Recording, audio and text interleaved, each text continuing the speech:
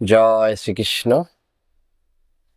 আজকের ভিডিওতে এমন 5টি অমূল্য বাণী সম্পর্কে জানবো, যেগুলো জানলে আপনার আমার জীবনের দিশাই বদলে যাবে। তাহলে চলুন জেনে নেওয়া যাক সেই অমূল্য 5টি বাণী কি। প্রথম বাণী, সেখানে বলা হলো যে যদি তুমি সুখে থাকো, সুখী হও, তোমার জীবনে সুখ এবং আনন্দ বিরাজ করে, তখন তুমি ঈশ্বরকে ভুলে যেও না, ঈশ্বরকে স্মরণে রেখো।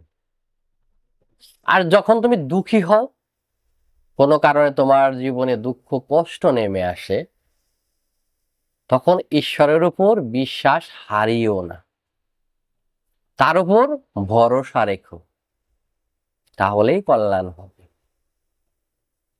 দ্বিতীয় বাণী, সেখানে বলা হলো যে কথাটি অতীব সত্যি, কিন্তু শুনতে একটু কঠিন মনে হয়। তা হলো, ইঁদুর যদি মাটির তৈরি হয় বা পাথরের তৈরি হয়, তখন সকল মানুষই সেটাকে আদর করে,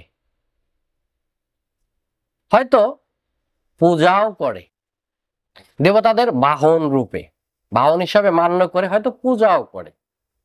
কিন্তু সেই মানুষগুলোই যদি একটি জীবন্ত ইঁদুরকে দেখে, সেই মানুষগুলোর সামনে যদি একটি জীবন্ত ইঁদুর চলে আসে, তখন সবাই দৌড়ে চলে যায় সেই ইঁদুরটিকে মারার জন্য। ঠিক সেইভাবেই পিতামাতার ছবি যখন দেয়ালে টাঙানো থাকে, তখন সবাই তাতে মালা পরায়, চোখের জল ফেলে, তাকে স্মরণ করে, তাদের স্মরণ করে এবং শ্রদ্ধা জ্ঞাপন করে। কিন্তু পিতামাতা জীবিত থাকলে তাদের সেবা শুশ্রূষা, আদর যত্ন ঠিক ততটা হয় না। তাই তো মুনিগণ বললেন, তার নির্দেশ দিলেন যে পিতামাতা সেবা যত্ন, আদর যত্ন সম্মান যদি করতেই হয়, তাদের ভালো যদি বাঁচতেই হয়, তাহলে জীবিত অবস্থাতেই বাসুন, মৃত্যুর পরে ন।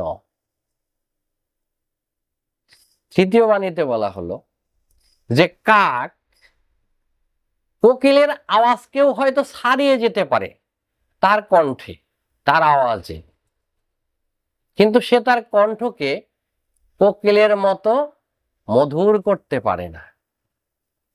ঠিক যেমন ভাবে নিন্দাকারী ব্যক্তি, নিন্দুক ব্যক্তি সজ্জনের নিন্দা করতে পারে ঠিকই, কিন্তু সে কখনো সজ্জন হতে পারে না।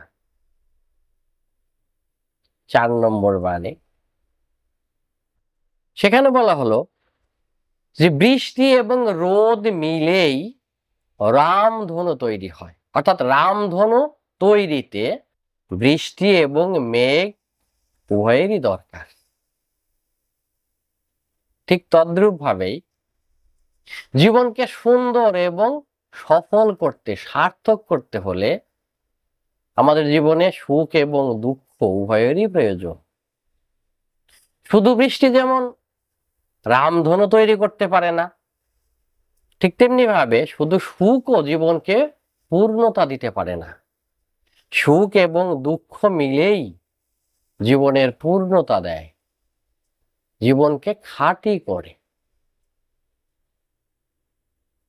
তারপর বলা হলো যে আপনি যদি কোনো ব্যক্তিকে একবার যদি আপনি ক্ষমা করেন, মাফ করেন, তাহলে আপনি মহানুভব, বিবেকবান।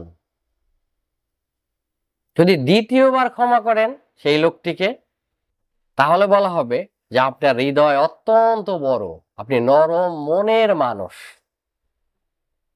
কিন্তু যদি তৃতীয়বার আপনি ক্ষমা করেন সেই ব্যক্তিকে, তাহলে আপনাকে বলা হবে নির্বোধ, বোধহীন ব্যক্তি আপনি।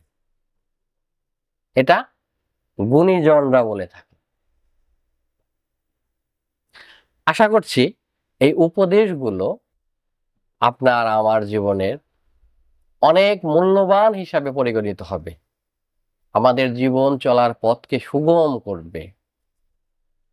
শেষ পর্যন্ত সঙ্গে থাকার জন্য সবাইকে অসংখ্য ধন্যবাদ। ঈশ্বর সবার মঙ্গল করুন।